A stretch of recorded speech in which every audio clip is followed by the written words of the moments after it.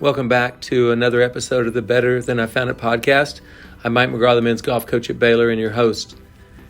Today, my assistant coach, Mikkel, Bjerch-Andresen, and I will be discussing how to be a freshman in college golf. With the start of school, it's obvious that we have a lot of new kids on every campus in the country, and that transition from high school and from being at home to being in college with your golf coach now is basically your surrogate father, as your teammates, as your support system. It's a big transition for kids, and so we're going to talk about the big life change that it is. We're going to talk about homesickness, developing good habits, time management, using your resources that are available to you, and then obviously we're going to talk about all the challenges that are associated with qualifying and just trying to make the travel squad. So anyway, it's I think a pretty informative episode, and it will be one that Mikkel and I will both actually talk about our experiences as freshmen in college and how we handle it, either good or bad. So anyway, hope you enjoy the episode, and I hope you enjoy the listening.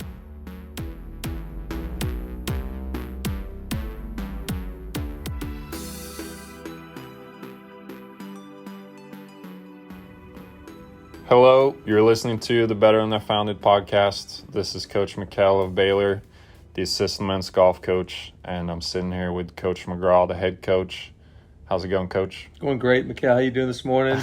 Good. We always struggle with these intros, but here we go. So today we're talking about back to school, and so we're going to specifically talk about freshmen, how it's a big change for freshmen coming into college, and how to be a good freshman on a college golf team. So it's an exciting time of year for all of us, maybe extra exciting for these freshmen. A few things that we'll talk about is obviously what a big life change it is for these kids coming onto a campus from wherever they're coming from in the world. Homesickness is a very real thing. We'll talk a little bit about that. How important it is to develop good habits, and maybe some tips on how to develop those habits. How important time management is. How to use the resources on your team, and specifically the people around you. We'll talk about qualifying. So everybody wonders how to tackle qualifying. What do we do? How do you best prepare for it? All those things. We'll cover some of those things. And then, as any good podcast with Coach McGraw, we got to talk about journaling a little bit. And then finally, we do want to talk about our own freshmen that we're very proud of to have here at Baylor, Drew Wrightson and Heffernan. So we'll get to that in the end. But excited to cover this stuff with you, Coach. You bet. I'm really looking forward to it. This was going to be obviously a timely podcast because pretty much everybody's going back to school right now. And I think it's such a big life change. It kind of leads me into my first question for you, because when you were a freshman back in 2011, that's 10 years ago, and it was a big life change. You were coming halfway around the world to go to school at Baylor University. So was that the first time you'd been away from home for an extended period of time? No, I was lucky to be on the Norwegian golf team growing up for the last 3 or so years of my junior career. So I was used to traveling, but it definitely was a long travel for me. Personally, from that experience coming from Europe, I don't think it's about how far you travel, to be honest. Mm-hmm. It's more a change of scenery for everybody. And so I feel like I kind of had the same change of scenery that most even semi-local kids had, to be honest. Well, but I also think a lot of the European kids come over here. A lot of them are a year older. A lot of them come over here at 19, not all of them, but a lot of them, and they seem to be a little bit more mature. But regardless of the maturity level, there's still a certain level of homesickness, and it's a real thing. And so I know it's affected a lot of kids. I remember when I was at Oklahoma State, and Charles Howell was the number one ranked junior player in the country, and he came in and he was so homesick, and which is great because that's honestly, you had great parents. They loved you very much, and you loved your time there. But Charles was homesick. It affected his golf his first semester. Did not play well at all.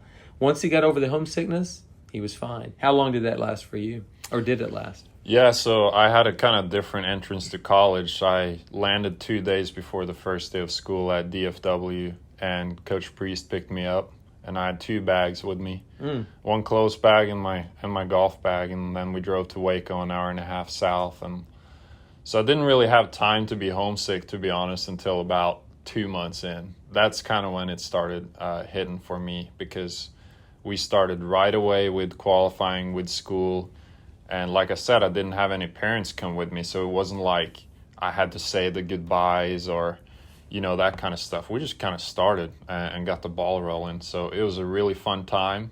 I think definitely when the season kind of ended, the fall season, I was traveling all that fall. When we stopped competing, I got a little bit more homesick for sure. So I know you were kind of homesick your freshman year too, weren't you? I went to Odessa Junior College from Ponca City, Oklahoma. So it was about an 8-hour drive, I assume.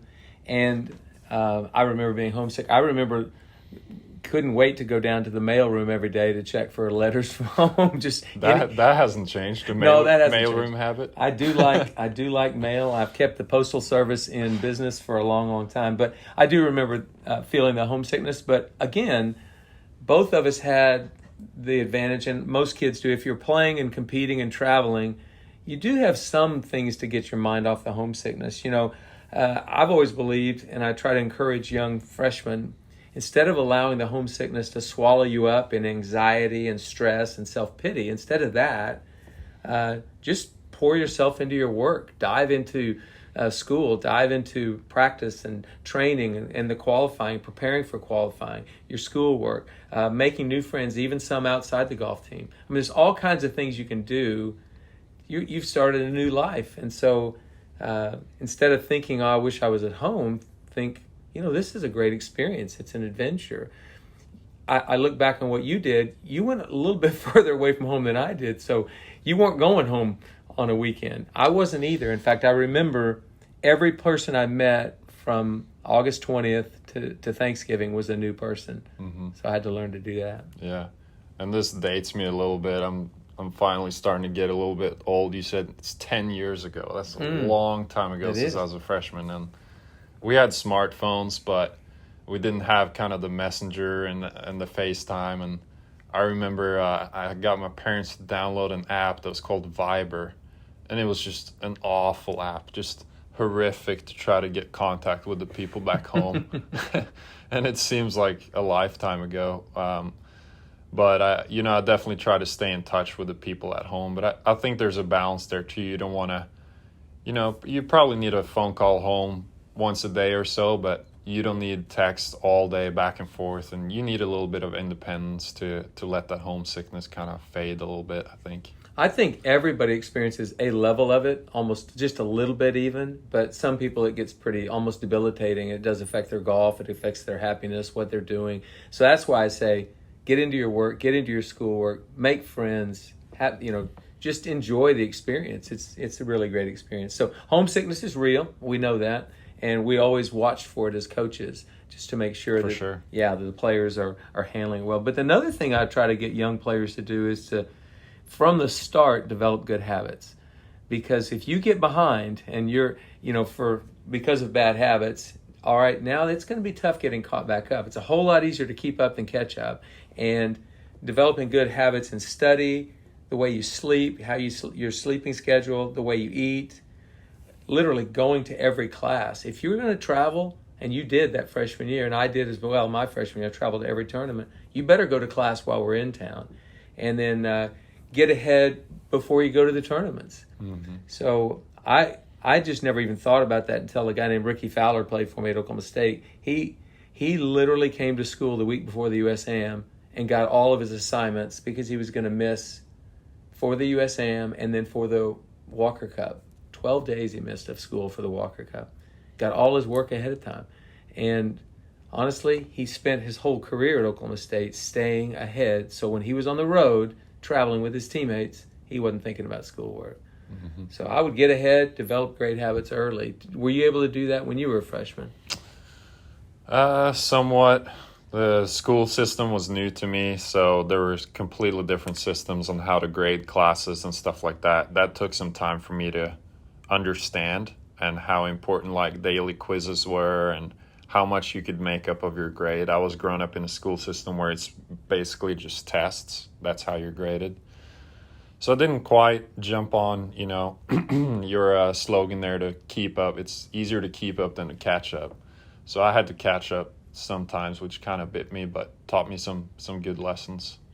So, and then the language was a bit trickier 10 years ago, to be honest. So I kind of struggled in some easy classes, got away with it, made decent grades my first year, but there was a lot of new stuff for me to learn. Well, you had to learn English and you had to learn Texan. You had to learn both languages. Which are definitely two different things. Definitely. For sure. But I think all of this developing good habits is nothing more than just a discipline. And I think it carries you through life if you figure out ways to stay disciplined. I'm maybe more OCD than disciplined, but I think I'm both. Mm-hmm. And I think you're a disciplined guy, but you're not as OCD as I am. Yeah. So, but I still would wear a shirt if you made one that said it's easier to keep up than to catch up. You would wear that? I'd wear it. Yeah. That's sure. a good quote. Had you heard that before today? No. Okay. Mikkel learned something. Title of the new book right there. Bet easier to keep up than catch up. Yep. I love it. So anyway, developing good habits early, it gets you off to a good start as a freshman. Your golf will be better, I promise you, because everything else that you're doing will be better. A lot of kids struggle with having to take care of all the things that their parents help them with on a daily basis. So if I could give some encouragement to parents out there, it would be give them opportunities to have more responsibility their senior year in high school. Just so when you send them off, they can probably handle some of these things, especially some of the things the coach is expecting from them. We try to organize it for them. We try to have a lot of support for them. I think every coach does. But still, they're doing things they haven't done on their own ever. So I think developing good habits and being disciplined early is huge. Yeah, I agree. One thing you had to do, because you're learning a whole new system. You didn't have the same system as you mentioned, whether it was grading or just going to classes or how education looked or even travel schedule, team schedule, practice schedule, all that's different. So time management is probably one of the most important things. How were you able to handle that as a freshman from Norway? Time management is huge for freshmen 10 years ago and, even when you were a freshman too now. It's just a full day packed with stuff. You're trying to be elite on the golf course. You're trying to, really take care of your studies and keep up there. And most people on campus do just, one main thing, which is they go to school. And sure, they might have activities outside of it that they participate in this or that campus organization or whatever. But being in a sport, and particularly golf, is another full-time job. So you're balancing two full-time jobs. And to me personally, it's always come kind of natural, the time management piece. I'm a very efficient person. I get stuff done, but it had some challenges, and you have to maybe get settled as a freshman the first couple of weeks, just kind of see how the rhythm of the day goes. Once you're 2 weeks or so in, though, you're in the rhythm, I can promise you. It's still easy to kind of get out of not taking care of your business that you should take care of, such as staying ahead in class and those things. But your rhythm is basically going to be you wake up early in the morning, you go to class, you grab a lunch with your friends and your teammates, you go to the golf course, you put in the work till late, grab a quick dinner on the way home, and you go to study, either in the study hall with a tutor or at home. And then you go to bed, and that's pretty much it. And actually, that's an incredible privilege to be able to do that, because you're getting an education and you're actually playing the sport you love and you're getting them together. That's amazing. And that's why so many like you from Europe came over here, because you wanted to do that. You wanted to pursue your dream in golf while getting an education. But yeah, it's a full day. It's not easy. There is no other college golf anywhere in the world. There is some on the British Isles in England, Scotland, Ireland. But the U.S. college system for golf is incredible. It's fantastic. It is the place in the world where you can balance these two things. But what it asks of you is great time management, because you have completely packed days. They're very packed. Along those same lines, we have a lot of resources available. Almost every campus in the country does, whether it's academic services, health and wellness services, you name it, nutrition, all of that. So there's a lot of resources available. One of the ones I want to talk about is one that the coach provides, and that is teammates. Every coach provides you with 5, 6, 7, 8, 9, maybe 10 or 11 teammates that are a resource. And in episode 24 of this podcast, Maverick McNeely gave what I consider to be a master class in how to use your resources to make yourself better. And so I would encourage everyone to go back and listen to episode 24, especially anybody who's a brand new freshman in college, because he was literally a walk-on hockey player in high school. A nice golfer, no doubt. But, I mean, he was waiting for Conrad Ray to say, yes, you can walk onto our program. And he did. And he only became a 2-time National Player of the Year and is playing the PGA Tour. Today he's in the playoffs, the FedEx Cup playoffs. It's like that man understood resources available to me to make myself better. And the most important resources he considered were his teammates. So I've heard you ask this of our players before. What is a resource coach? Resource is something that you have that you can use to help better your situation, whatever it is. It could be anything. It could be money. It could be time. It could be mentors. It could be teammates. It could be... And that's what I'm getting at is teammates are a resource for sure. And even if let's say you're the best player coming onto the team as a freshman, that's going to be very rare, but there are players out there who will be the best players on their team.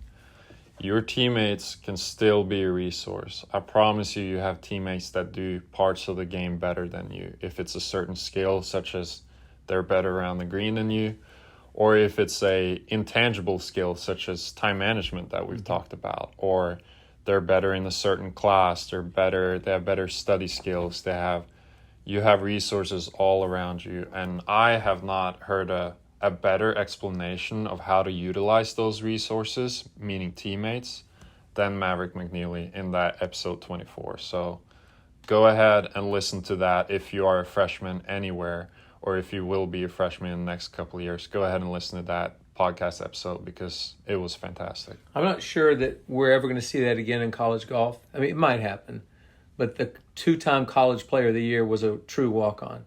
That's really rare. And I just think it's amazing, his example of what you do and how to improve yourself. It's pretty amazing. So yes, I don't think we need to belabor that. His episode will do all the talking we need. But, one of the things that's getting ready to happen it's either started for most kids or getting ready to happen on every college campus in the country is qualifying.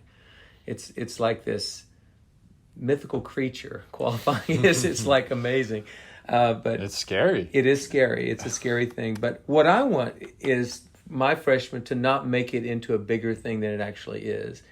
What it is it's an opportunity. It's an opportunity to gain a spot to travel. That's what it is.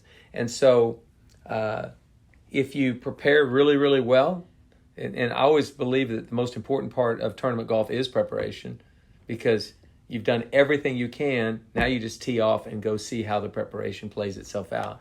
But in qualifying, it's no different. I prepare, and now I go. And I think it's a 4 to 5 year adventure, this college golf thing. It's a journey. So don't panic about this qualifying. And then don't panic if you don't travel right away. Did you travel right away when you got to college? I did. So we had the first qualifier. I obviously had never been in a qualifier before. I hadn't really played on team golf this way before. I had represented my country. But it was my first qualifier, and I came in playing very well. I remember my scores from that qualifier. Shot 68, 69, 70. All 3 rounds were at Bear Ridge, which was then called Twin Rivers. That last round, a certain guy named Kyle Jones shot a 66. So he tied me. And then another guy, Lorenzo Scotto, shot a 64 and beat me by 1. And Coach Priest had put up 2 spots go on the bus automatically and then 3 picks. So what happens is that me and Kyle Jones, both freshmen, go out in a playoff for the second spot. And the talking stopped. All of a sudden, the talking stopped. Got serious, didn't it? Yeah, I didn't have a car at the time either, as a brand new freshman. So my ride was Kyle Jones, and we had become really good buddies at that point. But I will tell you, the talking stopped. Mm-hmm. We both pump it in the trees to the right off the tee.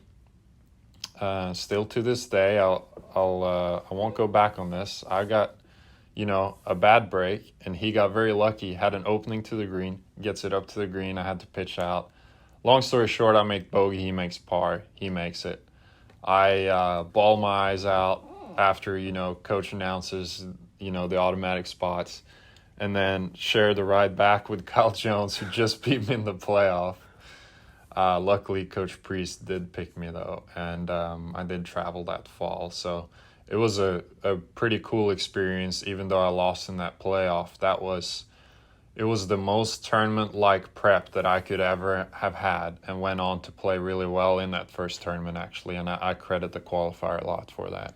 Well, and it simulated a lot of pressure. You may have felt more pressure than you would in a tournament because it means so much. So I get it. I'm not going to try to sit here and talk all the freshmen in the country into thinking this is no big deal. This is easy. No, it's not going to be there. But take the pressure the right way. For sure. And take it as an opportunity. And I will tell you this. I still haven't met a coach, and I've met a lot of them, that will take, he doesn't say to himself, you know what, this qualifying, it doesn't really matter. I'm going to take the worst possible players I can take. I don't want my best team at this tournament. Have you ever heard of a coach to do that? No, of course not. What we want is the best players we can get that we think are going to give us the best chance to compete well in the tournament. And so a coach comes up with this qualifying situation. In your case, you lost the playoff and then you got picked, okay? You might not have been picked. And occasionally a guy isn't picked. And so if you're not traveling early as a freshman, and I want every freshman out there to hear this, if you're not traveling early, it's not the end of the world. This is a journey. You're trying to get as good as you can by the time you finish college golf so you can go chase your dream of playing the PGA Tour. But if you're not traveling early, your job is not to be bitter. It's not to make excuses. It's not to blame your coaches. It's not to complain. Your job is to get to work. Your job is to learn and grow. Your job is to support those teammates, even the ones that are traveling ahead of you. And your job is to get better. That's your job. This qualifying, it just happens to be one of the ways coaches find a way to get the lineup set. But do not become bitter if you're not traveling early. Do something about it. Do something about it. Yeah, I love it. And along with that, it's not playing a victim role. On episode 52, Trey Mullinax, who's playing the Korn Ferry Tour right now, he gives a really good description of when he was unhappy and bitter because he wasn't playing, wasn't getting picked by Coach Sewell. He was really upset about that. And I think Chip Mullinax, his dad, gave him some of the best advice. He said, you know what, Trey, J.C. Wilson, he's a reasonable man. Just go talk to him. Just tell him where you are. And Trey thought about that conversation he has with his dad. And he went in, and as he'll tell you in episode 52, they had a great awakening together as player and coach right there in that moment because he went and talked to him and said, Coach, what do I need to do to get better? Yeah. I want to get better. Getting out of the victim role. Yeah, he wasn't a victim. Trey started as a victim. Yeah. His dad pointed him the other direction. And then Trey went and had a conversation with his coach, and he got better, and he became a two-time All-American and won 2 national championships. And that's your job, right? It's to get better. Qualifying is, we've talked about, it's one of the tools coaches use to pick their team, but it's also a huge development tool. And especially as a freshman, but in my opinion anyway, any year you are in college, you should look at the long term over the short term. Mm-hmm. You might be not traveling early on because you missed out on a qualifier, didn't play well. But that's one tournament. The long term is way more important than just this 1 week, and your job is to get better. It is to get better, and I appreciate you saying that. And it's just such a hard thing for a freshman in college or even a sophomore or junior to see is, you know what, this qualifying didn't work out for me this time, and I didn't get picked, but I'm going to figure out a way to get better so that it's not going to be an issue the next time. And again, I go back to before I move on to our last points here, we make this qualifying to such a big deal that our blood pressure's up, our anxiety is way too high, and we don't play the kind of golf we prepare well, and then let the results take care of themselves. And if you're one of the best 5 players, eventually you will be playing. I mean, I just don't know a coach who wouldn't do that. For sure. Let's go to your favorite point of all times, Coach. Really? My favorite point? I know what it is. What is it? Well, I think the listeners know what it is, too. Let's talk about that pen you're holding in your hand right now. Well, yeah, I do like to journal. And I'm going to say this because it's something I've done my whole career. It's something I've encouraged all the assistant coaches I've ever had to do, not to the extent I do it. Not as deep into journaling as I do, or even I wouldn't expect that out of players. But I would think if a freshman is coming to campus, we just said it's a whole big world, brand new world, right? Well, don't you think there's learning opportunities in that brand new world? I would be jotting down and journaling things that I'm learning, things that are making me better. And it might be something a coach told me, and it might be something a player on the team taught me. Like, if you don't know how to flop shot, and you got this guy like Cooper Dossie who had the most amazing flop shot I've ever seen in my life, I would spend time around Cooper and figure out how to flop shot and journal that. Or if something about preparation or something about working out or nutrition or something, you're just going, I never even considered that. Boom, I write it down. By the way, I'm doing that with my players. When they give me something, or when you give me something as an assistant coach that I like, it gets written down. I'm going because I want to use it. That's why I'm getting better every day, is because I got people around me that. So yes, I would say journal as a freshman. Write down some things you are learning. Do you do any form of that? I think you do. I do. I would say, to piggyback off that advice, is I would, if you're going to start a journal, start with as low cost as possible. And what I mean by that is, if you're going to keep something consistent over time, it needs to be not very time consuming. It needs to be in a form of fashion that makes sense to you. So if you were to see Coach McGraw's journal right now, you would be absolutely discouraged, and there's no way. If you're super motivated, you could maybe keep up with that for 2 days. But even just a few words here and there is super, super helpful. It could be a super small notebook, 1 or 2 sentences a day from each qualifying round of what you felt like, what you learned, how you treated a certain situation, maybe how you would have made a different decision on a hole, what you learned from a teammate. 1 to 2 sentences is enough, because that low cost is going to lead to consistency over time. And I contend you don't need to write it down like I do, even though I think that's valuable. Your phone has a notes function. Just at the end of the round, if there's something you want to remember, jot it down in your notes and just. But that way would be easier than having to handwrite it. For some kids, they don't like doing that. I would say this. I would also write down things when it's going really, really well. I want to know what my thoughts are, my feelings, my attitudes, my emotions, whatever. Because 6 months from now, I'm going to be in a low valley, and I'm going to try to figure, well, how am I getting out of this? Mm-hmm. Wouldn't you like to go to your own words? Yeah, but don't. I guess my point is, don't think of it as this massive journal that needs to be not. 2 pages. Of course not. You mentioned the notes section. What I do is I actually use Google Docs. Mm-hmm. So I have an app on my phone that's called Google Docs where I can jot down quick sentences, but then I can also sit down on my computer and write more detailed stuff if I want to. So I have access to it from both sides. But I'm sure the young listeners, we don't need to coach them up on technology like that. I'm sure they got it covered. But my point with that is this journaling that I've been doing for 40 years doesn't have to be as detailed or as intense. When I've got a recruit in the office and I'm showing him this journal, I tell him, you're never going to do this. That's just what mine is developed into. But I will say this. I just read this journal cover to cover, last year's team journal, cover to cover, to prepare myself for the return of our players. It just got my mind up to speed on where everybody's been, what we've been doing, and how we're doing, and what's working. And I want to bring that stuff forward. Now, I realize that, anyway, so some form of journaling I think would be valuable. Yeah, for sure. Some form of it. So you've read it in preparing for this year's team to come back. So let's finish on our team, I guess, a little bit, but mainly our freshmen that are coming in. Let's talk about Drew and Zach.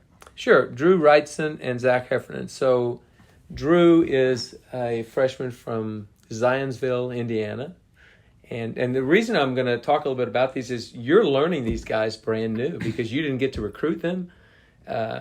And they weren't on campus last year when you were your first year at Baylor. So you're learning a lot of stuff that I probably already know. Yeah, for sure. I mean, I've been here a year, so I know them somewhat as people. And Drew was here this summer taking summer school, so I played a bit of golf with Drew this summer, which has been great. But I'm so excited to get to know him and learn him as players too. When one thing about both of these players is they're really highly competitive kids, and they are both talented kids. There's no doubt about it. Drew won the Dye Invitational in last week of May, first week of June. Beat a really good player named Nick Dunlap, who's one of the best junior golfers in the whole country, and Drew won that golf tournament. He's a very talented kid, has played in a lot of national junior golf tournaments. I think he's got 10 top 10 finishes in AJGA events. So he's been a really good player for a long time, and truly one of the nicest kids you'll ever meet. So I'm really looking forward to that. He's very polite, but he's got he places a high value on doing things the right way. Mm-hmm. And one thing he did, which I actually am going to encourage kids all around to do, the summer bridge program. He came in and did the second session of a summer school so he could kind of get used to everything we do at Baylor. Our academic center, our training table, the golf course, the practice facility, going to class, doing all of that. It's like, that's a pretty good value. It wasn't a shock to his system when he got here, when school started this week. Yeah. Pretty good. Yeah. And got to, hang out with us some too. Like I said, been playing some golf with him. He's been at the facility every so often, practicing and stuff. So it's been great. And I think Drew would attest to it. It's been really helpful for him getting adjusted. I think so. So I've encouraged kids to do that in the past. He's also done a good job of using that time to get ready, and I think his game has improved. His confidence is up. But the other player we have as a freshman is Zach Heffernan. Zach is from Bernie, which is down near San Antonio. And Zach did something that only one player has ever done in the history of this Texas. He won this Texas State Junior Amateur 2 years in a row. And I was very impressed when he entered this year, like 3 weeks before coming to school, to try to make it a three-peat. And he finished, I think, third or fourth, but had a nice event and played well. I was very impressed that he would try to do that again, because he really had nothing to gain. He'd already won the thing twice. So he's a very, very intense competitor, and I think he's got a high belief system. I think Zach believes in himself. He's a great ball striker, and he hits if I could play golf again and try again, I'd hit my driver just like he does. I would too. You would, wouldn't you? Definitely. Yeah, he's a good kid too. He's from down there, the San Antonio area, and so we're really excited about our two freshmen. They are coming in with 8 other players that we have that are all returnees. So I'll just go over those kids real quick since it's... Yeah, let's cover our team. Who we got? Mark Reppy is a senior, a fifth-year senior, actually coming back to get his master's in accounting. Mark has been here for, again, 4 years he's been here, so this is his 5th year. And he finished 10th at the conference championship last year, won the Agave Amateur last year. Nice player. Mark's a great kid and a wonderful student. Honestly, he shows how you can do it in the classroom and on the golf course as well. And Brandon Hoff is a senior, 4th-year senior from Austin. Mark was from Dallas, by the way. Mm-hmm. And Brandon is from Austin, Vandergrift High School. And Brandon's a great kid, probably got more energy than any 5 players I've ever been around. He's always upbeat, high energy guy. He's really talented too. He's a great kid. Love having him back for his senior year. He'll get his degree this year as well. Yeah, and we'll probably have those guys, the seniors, on the podcast at some point. Oh yeah. Maybe in the off season you'll get to know Mark and Brandon a little bit better. We'll probably do a separate episode with each of those guys as they are graduating seniors this year. Yeah, we did that last year with our 4 seniors, which I thought was good. It gave Baylor people a little closer insight to who these kids are. So then the class right behind Brandon would be the 2019 high school class, and that would be Johnny Kiefer, Luke Dossie, Tyler Eisenhart, and Scout McNeely. And these guys, this is a great class. These guys are a lot of fun. Johnny has been an All-American already at Baylor and has been a team leader in a lot of ways, really trains well. Luke Dossie has come miles in the last year. He suffered 3 major injuries his freshman year, which kind of kept him completely out of the lineup for a year and a half. And then last spring, when we finally put him in the lineup, He played great at Texas A&M, and you walked with him, and he was nervous the whole way and handled those nerves beautifully. He's a great competitor. He made 2 bogeys for a whole week there, so that was pretty impressive. Yeah, Luke's come a long way. Scout is easily one of the most. He's probably got the highest intellect / wit of any player I've ever seen. He's a really smart, funny guy and hardworking. And the best chef on the team. He is the best. They call him Chef McNeely because he can cook like nobody's business. They all live together, these 4 guys, plus Brandon Hoff, and I think Scout is the best cook among all of them for sure. Yeah, and then Tyler Eisenhart. Tyler Eisenhart is a junior as well. He's from Geneva, Illinois. It was actually he and Scout were the first 2 kids I ever recruited outside the state of Texas at Baylor. So I call them my first 2 international students, one from California, one from Chicago. But Tyler is a very kind of semi-reserved guy. He's not real boisterous, not overly active, but the guys tell me he's easily the funniest guy in their house. I think Tyler's the funniest on the team. No disrespect, Scout. I love me some Scout, but Ty has a certain way about him. It's pretty awesome. Yeah, and it's a little bit dry, the humor, but he's also an incredible student as well. Actually, honestly, I'll just say this: we have wonderful students on this golf team. It's pretty incredible what they sacrifice to do well in the classroom. So that's that class. Last year's freshman class, Luke Morgan, the state high school champion from Oklahoma, Guthrie, Oklahoma. Luke he's just a good old boy from Oklahoma and grows the best mullet maybe in the history of college golf. The more kids talk about it, the more they say about it, the longer he's going to keep that mullet. So we better stop talking about it if we want it to leave. But he is a talented kid, and he did have an injury last year that kept him from really competing a lot. He played as an individual. And then also in that class was Trey Bosco, who was the state amateur champion last year in Texas and did a nice job of defending that title this summer. And Trey is a highly, highly competitive guy. I mean, really competitive. And from Austin as well, but Lake Travis? Lake Travis High School. Mm-hmm. Yeah. Lake Travis. So actually, I took his commitment earlier than any player I've ever taken a commitment from in my entire career. So it seems like I've known him for a long time, and he's only starting his sophomore year. So we're excited, and that's our 10 players, counting those 2 freshmen we talked about earlier. Excited to have them back. It will be a young team, younger than we've been in the last few years, with 4 seniors graduating last year, and 3 of those played in the lineup at the regional tournament. So pretty excited about the group, and I know those guys are welcoming with open arms Drew and Zach, our 2 new freshmen. They understand because they've been in their shoes, so they understand what those 2 guys are going through. But that's what I'd kind of like to, end the podcast with. Hey, this is a big time for a freshman in college, and I'd like to encourage coaches to be as supportive as possible.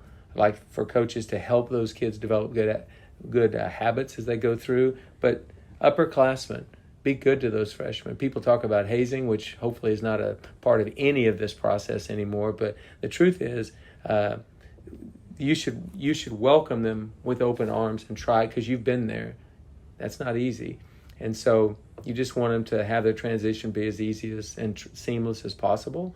And for Drew and Zach, so far, so good. They're doing well so far, and they start qualifying this Friday. Yeah. So. Yeah. Good luck to all the freshmen out there. Hope you guys have a wonderful experience.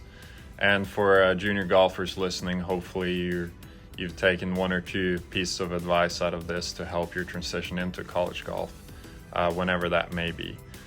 Just to hammer down on one point, go listen to the Maverick McNeely podcast, number 24, and that's what we'll leave you with. So thanks for listening this time. Thanks for your prep work on this, Coach, and good job. And thank you guys for listening again, and we'll see you guys next week. Have a great year, guys.